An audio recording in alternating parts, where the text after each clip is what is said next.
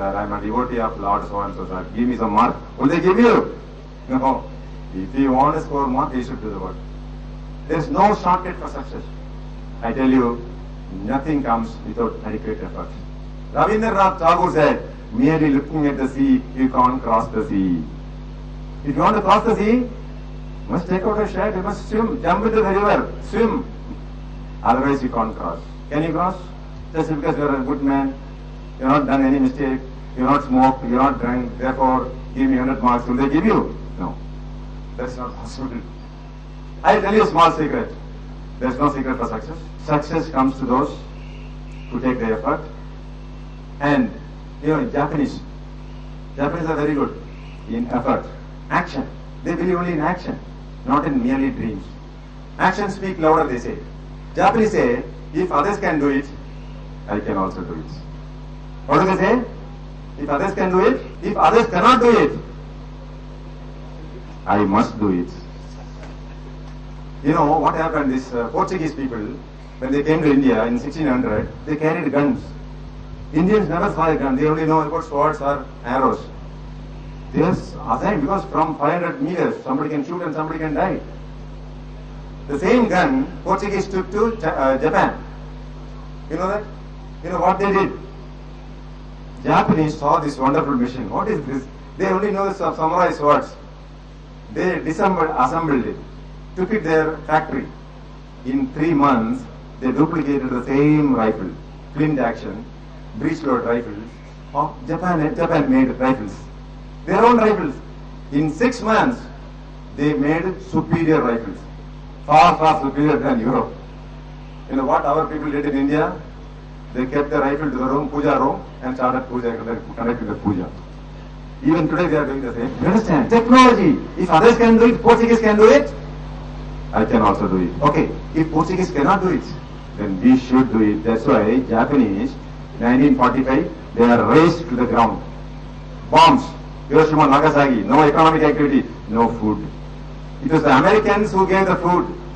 Americans in 1945 exported food grains to Japan. There is nothing to eat. There is no airport. There is no seaport. No railway station. No road. No factory. Nothing. They are starving for food. They borrowed from USA. USA, even though it is a country which bombed the city, bombed Japan, they are very kind people that day. They started giving food, started giving loans to establish factories, roads, railways, airfield, and seaports, shipbuilding, motorcycles, car. My dear friends, in 1960, Japan has come back to its original position. 1940 was poorest country. In 1945, Japan is the largest debtor nation of the world. And who was the largest creditor nation of the world in 1945? USA. USA was giving loans and assistance. USA was the largest creditor nation in 1945. Largest debtor nation was Japan. In 1960, Japan has come back to its original position. In 1985, Japan becomes world's largest economy, the richest country in the world, largest creditor nation of the world, Japan, in 1985. And the largest debtor nation, do you know who is that? USA. They are changing the history. From beginnings, from nothing they came up. Because fighting spirit, action. They say if others can do it, I can also do it. Let him do it. If others cannot do it, then how can I do it? Attitude. Friends, a question of attitude. You should have a positive attitude. You should have a challenging attitude.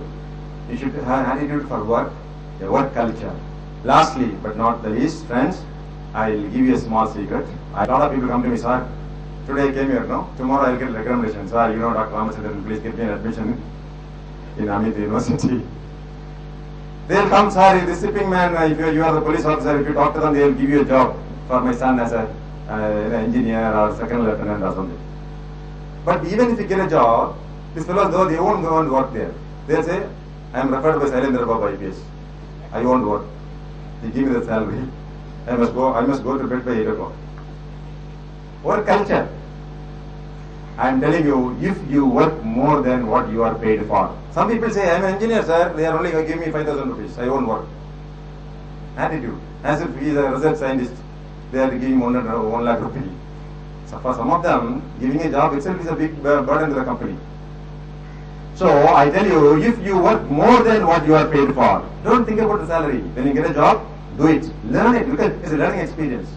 If you work more than what you are paid for, a day will come. You will be paid more than what you work for. Do you understand this principle?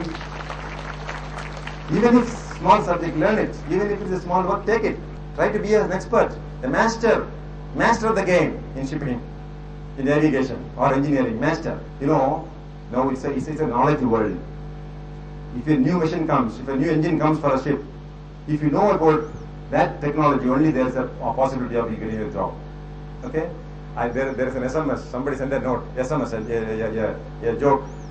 A ship went out of repair. They tried to bring serious engineers, some scientists, nothing happened. They said, sir, in this Chennai city, there is a fellow who worked earlier in the Merchant Navy. He's a very sharp fellow, one of the best engineers in the world. If you employ him, he will clear the engine out. They called him. He went there. He saw the engine. He brought a small hammer. He knocked the hammer in 3 places. The engine roared to life. Oh, thank you very much, sir. A lot of companies quoted very big money, but you are only an ordinary technician. How is it possible? That I won't tell, but I will send my bill. So if I say he send a bill for 1 lakh rupees, just 1 visit and 3 taps. They are wondering, what is this? You are only a technical fellow. You only came. 3 knocks you did. Give us itemized bill. They asked him. He said, coming to your place and inspecting everything, it is only 5,000 rupees. Knocking in 3 places, 5,000 rupees. 10,000. Knowing where to knock, 90,000 rupees. You understand? Then it's knowledge. Knowledge workers age. That's what management people say. Peter Drucker. If any student of management, please don't miss this book. Management with Peter Drucker. He says, today is the world of knowledge workers. Unless you have knowledge, there is no point in working. So if you work more than what you are paid for, the day will come, you will be paid more than what you are paid for. You will have a very bright future. You have selected the right science, right course. Navigation has a lot of importance. Shipping has large scope, because many countries have not even realized the importance of shipping. In our own country, there is tremendous scope for navigation. Having got an opportunity like this, there is no point in indulging in ragging, because I know by the time you are a very highly motivated young man, you are only waiting to see your subject matter, your notebook, your examinations, so that you prove who you are, so that you go back as one of the most successful cadets. But ragging, as your principal has pointed out, is a very inhuman act. You understand? No man who can call himself as a courageous man will do ragging. The same way as a man who is a real courageous man will not beat his wife. Do you think a fellow who is beating the poor lady is the most courageous man in the country? Can you call him? He is a filthy, useless coward. Anybody who beats children and women are cowards. Do you admit me? Do you admit? Anybody who is beating somebody inferior to them, helpless, like women and children, can only be a coward. So any, say, second year student, usually they are only very active in harassing the first years. Any second year student who wants to harass a first year fellow, he is like a coward of the first order. And so it's a moral, social angle I am telling. But the uniformed angle, police angle, tell you, my dear young men, ragging is an offence.